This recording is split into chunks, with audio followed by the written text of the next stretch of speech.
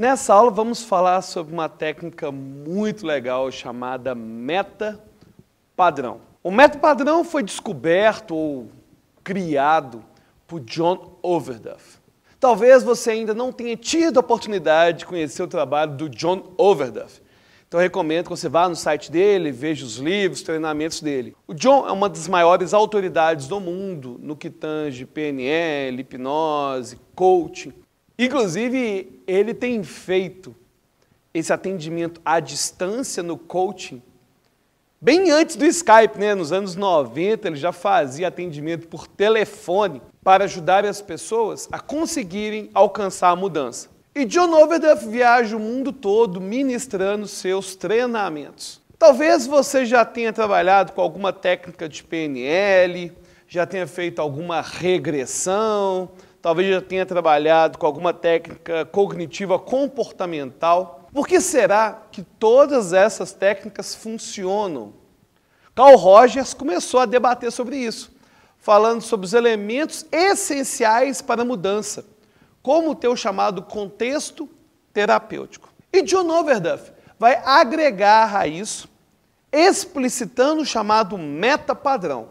O meta-padrão seria um padrão que existiria por trás de todas as técnicas terapêuticas. Todas essas técnicas, talvez você já tenha ouvido falar no switch, no squash, talvez já tenha ouvido falar na cura rápida de fobia, essas técnicas, né, da PNL, ou até mesmo regressão. Por que a regressão, por exemplo, requer voltar em vários pontos para fazer uma ressignificação? Por que na psicologia cognitiva seria tão importante identificar o que seriam as crenças centrais e trabalhar com essas crenças centrais? Por trás de todas essas técnicas existem alguns elementos. E John Overdurf, que é muito atento, é um excelente professor, ele percebeu que existiam elementos que eram comuns. Tem gente aí que fica falando que tem que voltar na causa, que se não voltar na causa o negócio não resolve. Tem gente falando que se não fizer uma dessensibilização sistemática com vários gatilhos, o negócio não resolve. Ora, o que resolve? E por que todas essas técnicas resolvem? Será que além do contexto terapêutico de Carl Rogers, a gente não tem algo a mais? Esse algo a mais é o meta-padrão. O meta-padrão pode ser trabalhado de várias formas e sempre vai envolver dois estados distintos. E se você já usou algumas das técnicas que eu falei anteriormente, você vai identificar esses dois estados. O primeiro é o chamado estado-problema, ou seja, é uma situação, um estado em que o nosso cliente sente o problema dele. E um outro estado, chamado estado de recursos, em que o nosso cliente sente que tem um recurso para a mudança. Talvez você já tenha ouvido falar em ressignificação. Ressignificação é justamente isso. Transformar um estado-problema no estado de recursos. E todas essas técnicas que a gente falou anteriormente vão trabalhar com esse estado-problema e agregar a esse estado-problema, a essa situação, alguns recursos de mudança. E por isso que elas funcionam. Vamos falar um pouco sobre esse estado-problema. Vamos supor que alguém tem um problema envolvendo ansiedade, alguma fobia, toque, ou até mesmo um vício, né? Tem aquela vontade descontrolada de comer um chocolate ou de beber uma bebida alcoólica. Se a pessoa pensa, qual foi a última vez que eu senti essa ansiedade? Qual foi o último momento que eu senti vontade de beber ou vontade de fumar um cigarro? Quando eu volto no tempo e imagino aquele momento, e eu transporto aquele momento para o aqui e agora, eu começo a sentir alterações fisiológicas. O meu coração começa a bater mais forte. Eu começo a falar de uma forma mais acelerada. Já viu que tem gente que às vezes tem fobia de barata e que não é capaz nem ao menos de ver uma foto? Só de ver a foto, a pessoa já fica associada ao estado-problema. E esse estado-problema, ele surge devido a algum gatilho.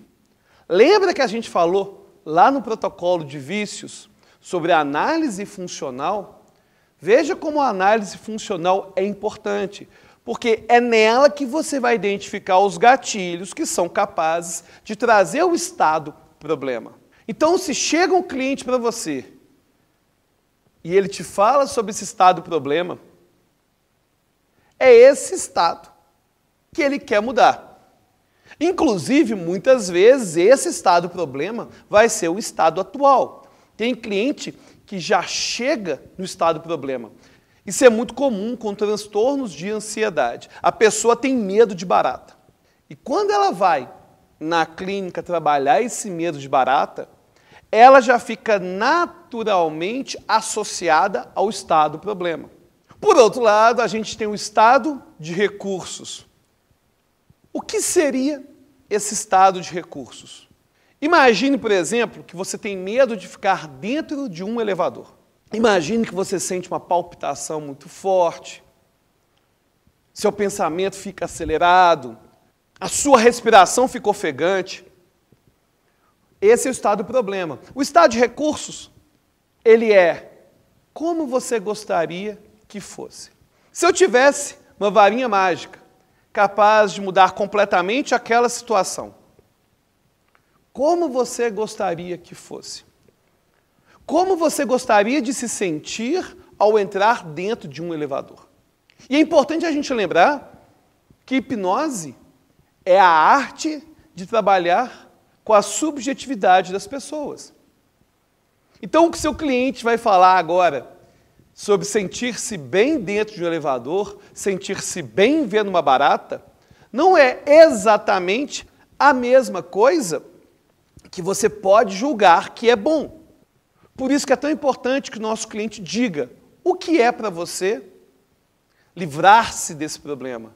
Como você gostaria de se sentir? E observe que o estado de recursos também vai envolver uma fisiologia. Onde você sente essa ansiedade?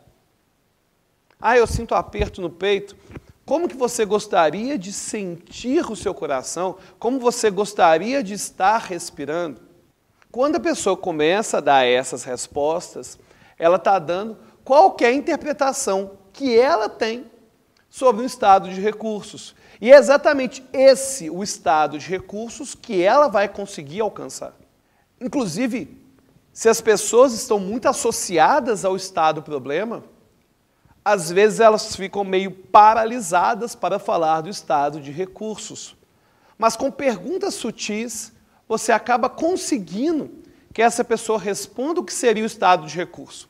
Por exemplo, às vezes a pessoa diz: ah, o estado de recurso seria eu entrar no elevador e não ficar ansioso. Observe que ela ainda está conectada ao problema. Ela não está dizendo como ela gostaria de se sentir. Então, se a pessoa coloca uma negativa, ah, eu não queria ficar ansioso. E para você, como é sentir-se livre da ansiedade naquele momento em que você entra dentro do elevador? E aí você já começa a perceber a conexão entre as técnicas. Todas essas técnicas de mudança envolvem um estado problema e envolvem um estado de recursos. E todas essas técnicas podem ser divididas em 4 etapas, que vão ser as 4 etapas do meta-padrão. E observe que o meta-padrão funciona como indução formal, funciona apenas conversacionalmente. Inclusive, John Overduff, como ele estava se especializando no atendimento à distância, ele não usava transe formal. Então, ele conseguia trabalhar com estados problema e estados de recursos apenas conversando. Então, você é livre para utilizar essa técnica da forma que você achar melhor. Se você já tem experiência em utilizar-se de uma indução formal, como a indução de Dave Elman, ótimo. Você pode utilizar-se da indução de Dave Elman para trabalhar com o meta-padrão. E o meta-padrão vai ter 4 etapas distintas. Primeira etapa, associar-se ao estado problema. Por que fazer isso? Na verdade, a ideia por trás da técnica é eliciar o problema e depois que a pessoa sente um problema, você vai substituir aquela reação pela reação associado ao estado de recursos. Então, a primeira etapa é associar-se ao problema. Essa associação geralmente vai surgir com uma pergunta bem específica. Às vezes a pessoa chega na clínica e diz: ah, eu tenho um problema de ansiedade. Ah, mas quando que esse problema acontece com você? Ah, o tempo todo. É comum as pessoas generalizarem e você tem que tornar aquilo específico. Qual foi a última vez que você sentiu esse problema? Pensa comigo. Se acontece o tempo todo, é fácil da pessoa identificar a última vez que ela sentiu isso.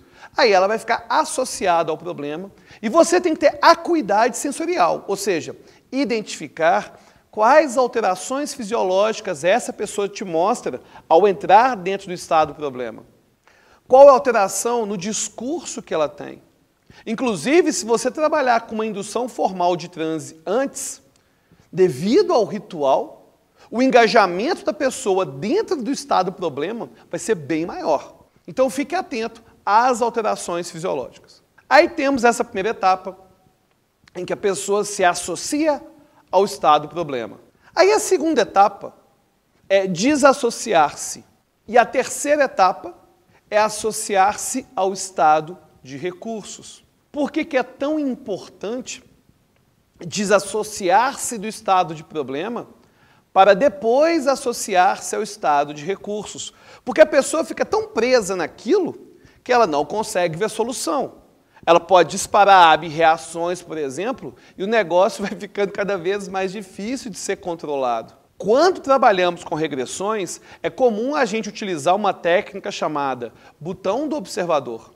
A pessoa está lá, dentro da ab-reação, e você fala: e agora, quando você tocar a sua mão, você vai ver essa cena numa tela.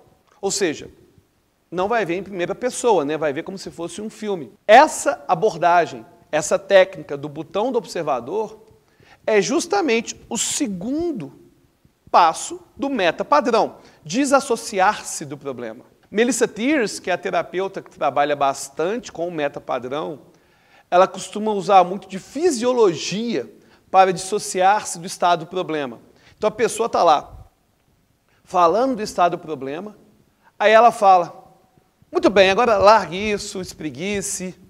Ou seja, ela usa da própria fisiologia da pessoa para poder quebrar aquele padrão de pensamento. Você pode usar várias e várias técnicas para poder desassociar a pessoa do problema. Depois a gente fala um pouco mais sobre essas técnicas. O importante é você entender que a pessoa primeiro entra no estado do problema, observa o que ela sente, observa o que passa na mente dela, o que ela vê, o que ela escuta, como o seu coração fica, como a sua respiração fica. Aí, na segunda etapa, ela desassocia do problema. Aí surge a terceira etapa, que é o estado de recursos. A pessoa já esqueceu o estado do problema, já está distante do estado do problema, e você pergunta: como você gostaria de sentir-se? Ah, eu gostaria de me sentir relaxado. O que é relaxado para você? É importante você tornar específico tudo aquilo que é dito pela pessoa. Ela frequentemente vai usar verbos que são inespecíficos. Ela vai usar expressões que são inespecíficas. Se a pessoa fala: ah, eu gostaria de me sentir bem. Horas, mas sentir-se bem para você ou para mim podem ser sensações distintas. Então é importante que você identifique como que para essa pessoa é sentir-se bem. Ah, eu gostaria de entrar no elevador e sentir que a minha respiração está normal. Se sentir-se bem tivesse uma cor, que cor seria? Observe que o meta-padrão se encaixa em várias das técnicas que são ensinadas nesses cursos de PNL, de hipnose e até mesmo de psicologia cognitiva. Aí depois que a pessoa se associou ao estado de recursos na terceira etapa, surge a última etapa, a quarta etapa, que, como Melissa Tiers diz, é o copiar-colar. Você pega, já viu no computador, quando tinha aquele Ctrl+C, Ctrl+V, e a pessoa copia lá e cola no outro lugar? É mais ou menos a mesma coisa, porque você tem o estado de recurso, Aí você copia aquela sensação. Por isso que é tão importante que a pessoa elicie, dispare um estado de recurso naquele momento. Aí no momento que a pessoa dispare o estado de recursos, é como se você tivesse feito o copiar. Ah, dei um Ctrl+C aqui nessa sensação. Aí depois você vai voltar para os mesmos gatilhos. Ah, entrar dentro do elevador, ver a cara do meu chefe nervoso, ver uma barata. Aquele mesmo gatilho que era o disparador do estado problema, e você faz o colar. Você coloca o recurso nessa situação.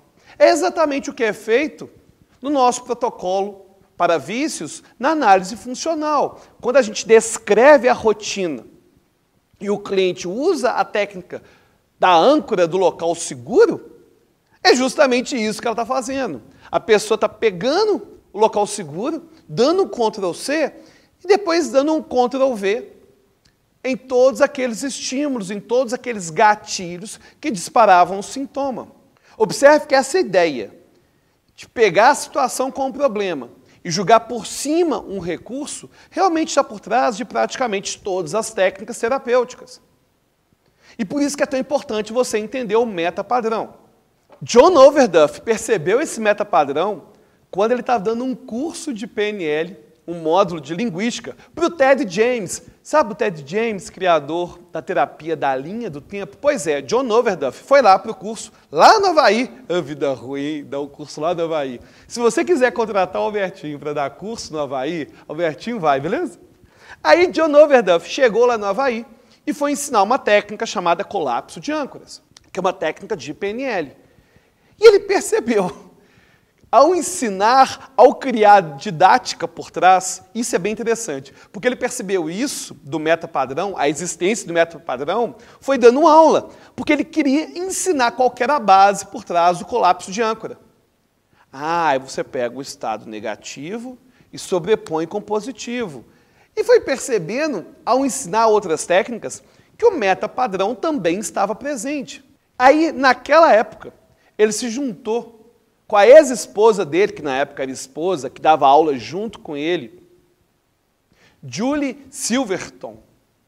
E eles começaram a decodificar o módulo conversacional do metapadrão, que ficou conhecido como Beyond Words, que seria algo como para além das palavras. John Overduff, apesar de saber e muito sobre hipnose clássica, ele sempre foi muito mais apaixonado pela hipnose conversacional, porque ele queria promover nas pessoas a mudança no meio de uma conversa. Ele não queria ter que chegar para a pessoa que chegou ansiosa para ele, sei lá, na rua, nossa, acabaram de roubar meu carro, aí a pessoa chega e fala, tudo bem, feche os olhos, concentre-se nos músculos desses olhos e relaxe-os a um ponto em que eles simplesmente não vão funcionar mais. Não, John Overduff queria fazer algo que pudesse ser utilizado na hora. Inclusive, quando ele fazia os atendimentos por telefone, atendimentos de coaching, de change work, que seria essa mudança por telefone, ele percebia que não conseguia ver a pessoa. Não tinha Skype, né? Então ele não conseguia ver a pessoa. Então técnicas que envolviam o transe, abrir o olho, fechar o olho, fazer ancoragens de uma forma formal mesmo, apertando uma mão, apertando um braço, era mais difícil.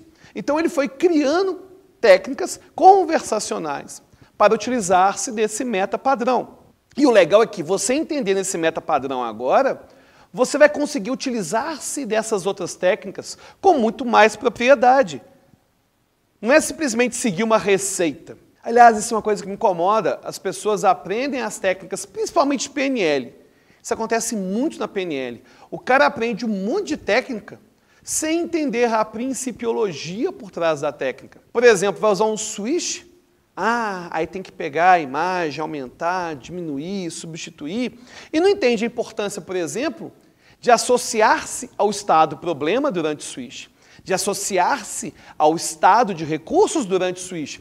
É muito mais importante entender como eliciar estados, como disparar os estados no cliente, tanto estado problema quanto estado de recursos. Aliás, estado problema não é muito difícil disparar não, né? Na verdade, a sua arte vai ser demonstrada ao eliciar o estado de recursos. Então, se você não conhecia o meta-padrão, a partir de agora você vai poder utilizar dessas técnicas de uma forma muito mais eficaz, porque você vai entender que realmente o que acontece é um Ctrl+C do estado de recursos por um Ctrl+V nos diversos gatilhos que acontecem com essa pessoa. Inclusive, olha que interessante, você já deve ter visto que em regressões é comum a gente voltar para o chamado evento causador inicial, aí vai depois passando por vários outros eventos, que seriam eventos ativadores. Eventos que vão reforçando aquela fobia, aquele problema. Por que é tão importante na regressão você voltar lá na causa, volta lá na causa, ressignifica aquilo e depois vai passando por vários outros momentos, vários outros gatilhos. É o meta-padrão acontecendo várias vezes. E o meta-padrão requer que aconteça realmente várias vezes. Por isso que quando a gente faz análise funcional, e lá no protocolo de vícios, eu falo para o cliente imaginar a rotina, é justamente para acontecer isso. Esse Ctrl+C e esse Ctrl+V. E quando eu aprendi o meta-padrão com Melissa Tiers, eu fiquei impressionado porque grande parte do que eu já fazia se encaixava perfeitamente na técnica. Eu só não tinha me atinado para a ideia de que existe um padrão por trás de todas essas técnicas de mudança. Aí John Overduff, que não para de treinar, não para de estudar nunca, ele continuou trabalhando com os padrões do meta-padrão, continuou desenvolvendo o chamado Beyond Words. E chegou, atualmente, ao modelo do Attention Shifting Coaching, que é o modelo que ele tem de coaching, que trabalha de uma forma conversacional com o meta-padrão, mas de um modelo mais atualizado. Você já conhecia o meta-padrão? Então vai agora lá no nosso grupo do Facebook, deixe seu comentário, deixe sua dúvida e até a próxima.